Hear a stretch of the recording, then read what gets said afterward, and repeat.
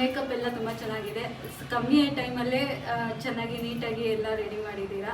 Bride look ತುಂಬಾ ಚೆನ್ನಾಗಿ ಬಂದಿದೆ. ನಮ್ಮ ಸಣ್ಣ ಮಾವ ನೋಡಿ ಅಳ್ತಾರೆ ಇವಾಗ. ದಾರೆ ಎರೆಯೋದಕ್ಕಿಂತ ಮುಂಚೆನೆ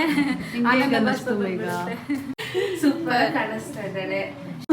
ಮೇಕಪ್ ಎಲ್ಲ ಪ್ಯೂರ್, ನನಗೆ ಏನು ಪ್ಯಾಚಸ್ ಇಲ್ದಿರ ಕಂಪ್ಲೀಟ್ ನ್ಯಾಚುರಲ್ ಲುಕ್ ಇದೆ. ಅವಳಿಗೆ ಜಾಸ್ತಿ ಓವರ್ ಮೇಕಪ್ ಮಾಡ್ದಂಗಿಲ್ಲ.